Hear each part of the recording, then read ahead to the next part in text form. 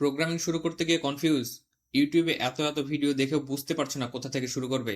অথবা তুমি শুরু করেছিলে কিন্তু 2-3 দিন পরে আর এগোতে পারো নাই? ট্রাস্ট মি, তুমি একা না। এই সমস্যাটা প্রায় 90% স্টুডেন্ট প্রোগ্রামিং শিখতে শুরু করার পর ফেস করে।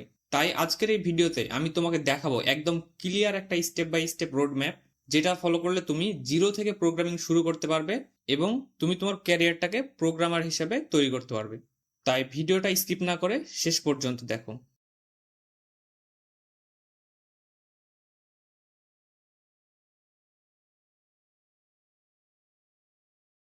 তো সবার প্রথমে বলি, প্রোগ্রামিং আসলে কি। তো খুব সহজভাবে বললে, প্রোগ্রামিং মানে হচ্ছে কম্পিউটারকে ইনস্ট্রাকশন দেওয়া।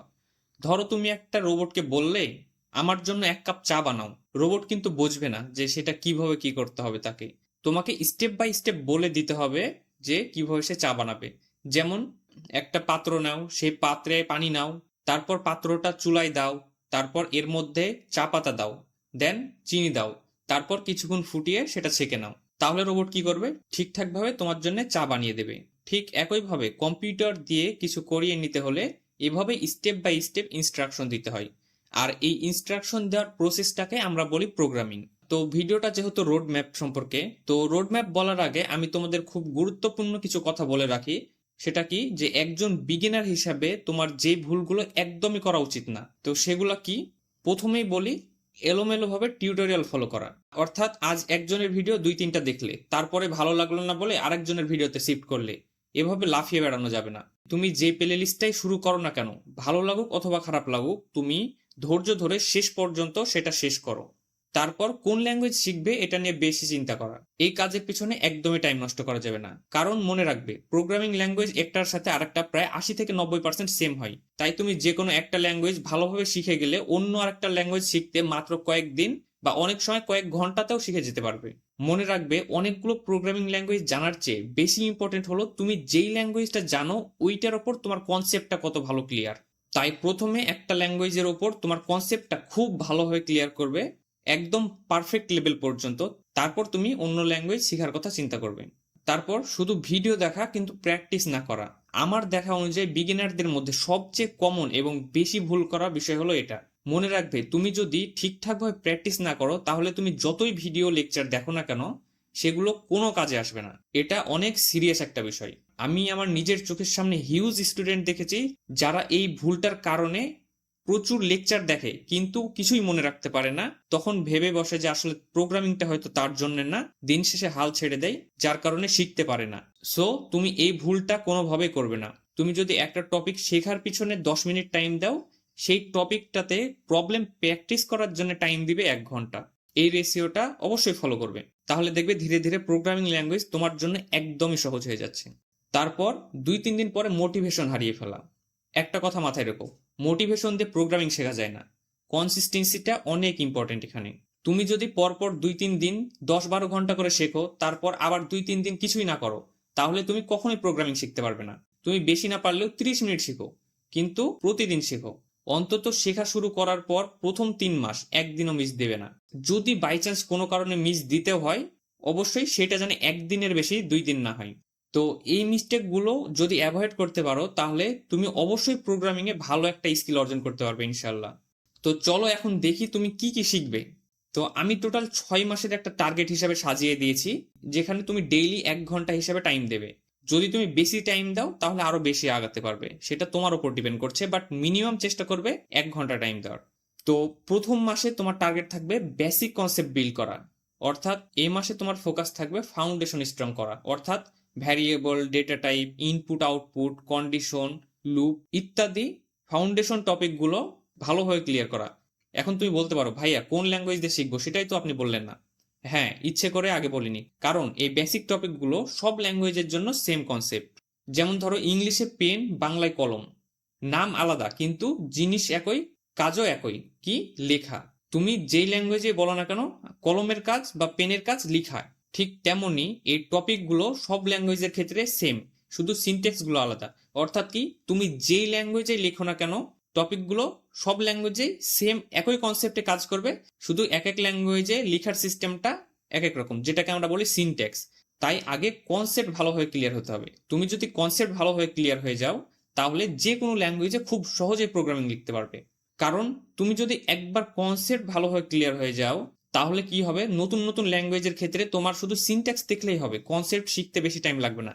কারণ প্রথমবার কনসেপ্ট বিল্ড করতে সবচেয়ে বেশি টাইম লাগে, সিনট্যাক্স শিখতে বেশি টাইম লাগে না।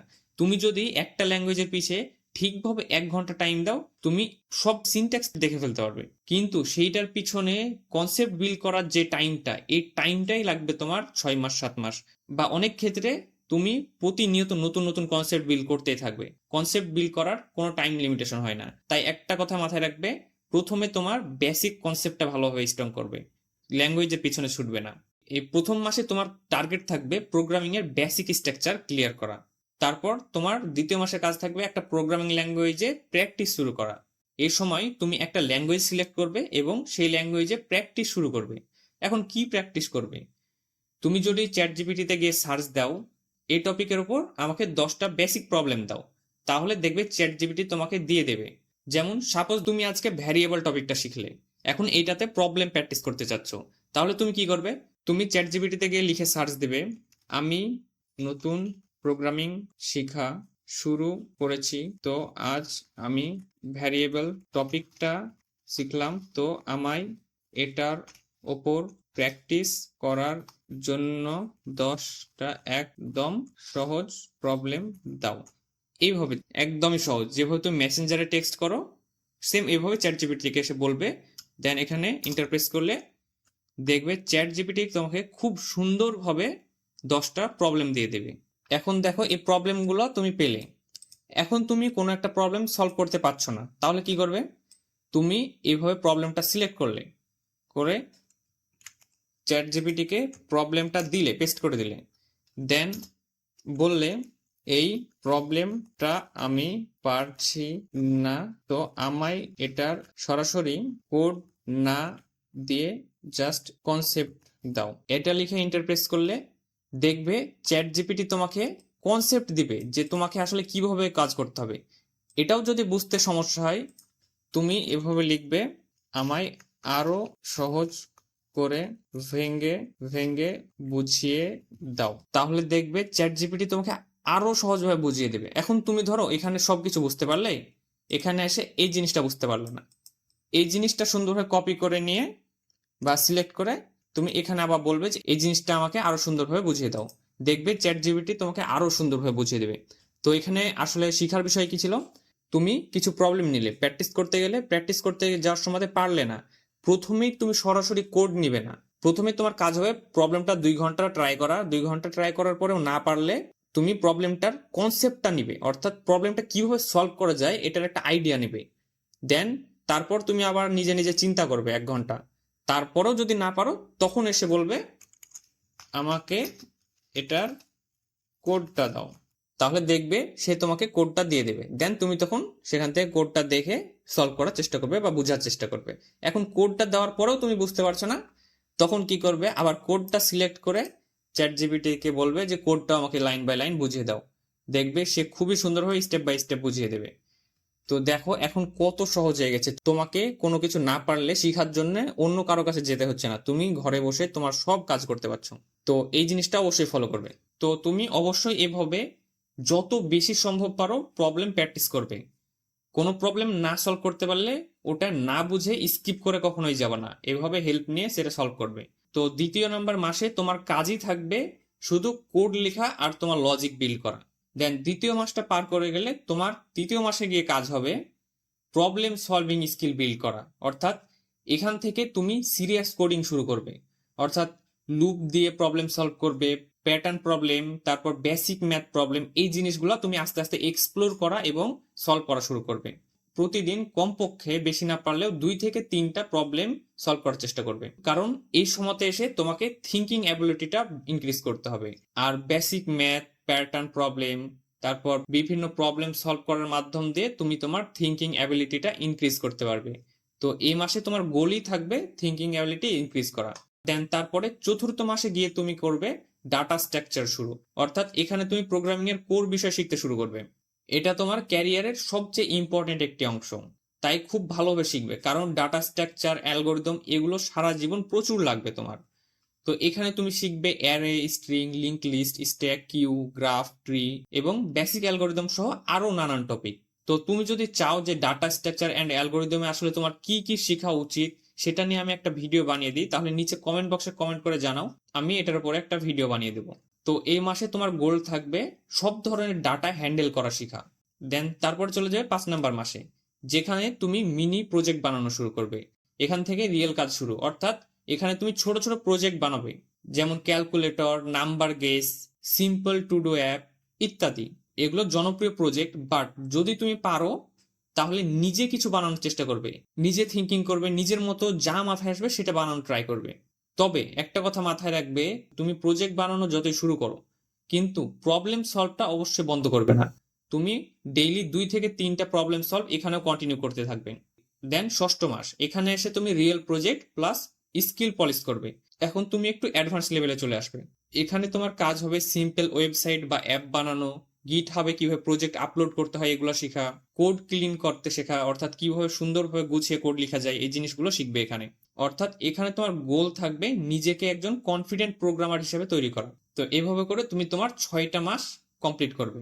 তুমি যদি এই স্টেপগুলো সব ঠিকঠাক ভাবে 6 মাস পর্যন্ত পালন করতে পারো, তাহলে দেখবে তুমি নিজেকে একজন কনফিডেন্ট প্রোগ্রামার হিসেবে ফিল করবে এবং অন্যদের থেকে তুমি নিজেকে আলাদাভাবে ডিফাইন করতে পারবে। এখন শেষে এসে এক্সট্রা কিছু টিপস দিই তোমাদের।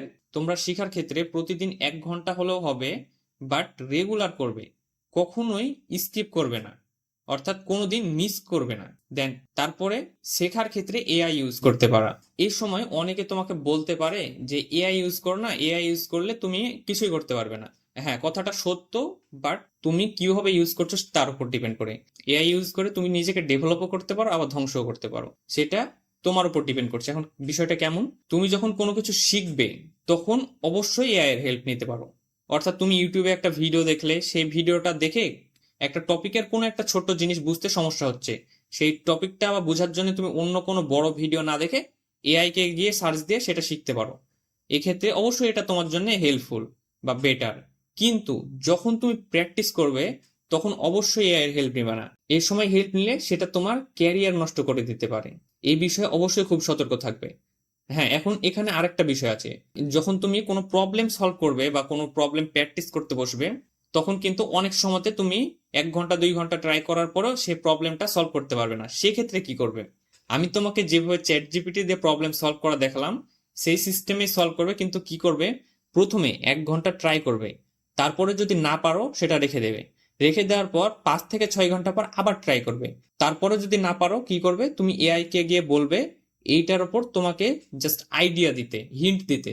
তুমি হিন্ট নিবে, হিন্ট নেওয়ার পরে তুমি যদি তাও না পারো তাহলে সেটা সেই দিনের জন্য রেখে দিবে, অন্যগুলো ট্রাই করবে। দেন পরের দিন গিয়ে নেক্সট ডেতে তুমি আবার সেটা ট্রাই করবে। তারপরেও যদি তুমি না পারো তখন সেটার সলিউশন দেখে বুঝে নেবে। তুমি সবসময় এই প্রসেসটা ফলো করবে। এটা একটু কঠিন বা জটিল মনে হতে পারে, কিন্তু ট্রাস্ট মি, এইটা ফলো করলে তুমি খুব ভালো একজন প্রোগ্রামার হতে পারবে। আমি আমার নিজের লাইফে এই জিনিসটা ফলো করে অনেক অনেক বেটার একটা রেজাল্ট পেয়েছি। তাই তোমরা এই জিনিসটা ফলো করবে অবশ্যই। তো আজকের ভিডিওটা এখানে শেষ করছি। আশা করি এই ভিডিওটা তোমার ক্যারিয়ারের জন্য অনেক হেল্পফুল হবে। আর হ্যাঁ, আগামী 17 এপ্রিল থেকে আমি এই চ্যানেলে সি প্রোগ্রামিং এর উপর একটি সিরিজ শুরু করতে চলেছি, যা পুরোপুরি ফ্রি এবং বিগিনার ফ্রেন্ডলি। যারা প্রোগ্রামিং সম্পর্কে কিছুই জানে না বা একদমই বিগিনার, তাদের কথা মাথায় রেখে আমি এই প্লে লিস্টটা একদম বেসিক থেকে স্টেপ বাই স্টেপ অ্যাডভান্স পর্যন্ত খুব ভালোভাবে শিখিয়েছি। তো তুমি চাইলে সেই প্লে লিস্টটা ফলো করতে পারো। তো ভিডিওটা যদি ভালো লেগে থাকে তাহলে চ্যানেলটাকে সাবস্ক্রাইব করতে পারো, কারণ আমি ফিউচারে এরকম আরো হেল্পফুল ভিডিও নিয়ে আসবো। সো সেগুলো যেন মিস না করো, সেজন্য চ্যানেলটিকে সাবস্ক্রাইব করে রাখো। আর তোমাদের যদি কোনো কোশ্চিন থেকে থাকে তাহলে সেটা কমেন্ট বক্সে কমেন্ট করে জানাতে পারো, অথবা আমাদের একটা কমিউনিটি গ্রুপ রয়েছে, সেখানে গিয়েও তুমি তোমার কোশ্চিন গুলো পোস্ট করতে পারো, যেখান থেকেও তুমি তোমার অ্যান্সার গুলো পেয়ে যাবে এবং তুমি সেখানে আমাদের সাথে জয়েন হয়ে তোমার বিভিন্ন রকম সাজেশন, পরামর্শ ইত্যাদি নিয়ে আলোচনা করতে পারো। বিভিন্ন কোয়েরি থাকলে সেগুলো জিজ্ঞাসা করতে পারো। সো আমি ওইটা লিংক ডেসক্রিপশন বক্সে দিয়ে রাখবো, তোমরা সেখান থেকে জয়েন হয়ে যেতে পারো। আর ভিডিওটা ভালো লাগলে অবশ্যই একটা লাইক করে দিতে পারো। So see you in the next video. আল্লাহ হাফেজ।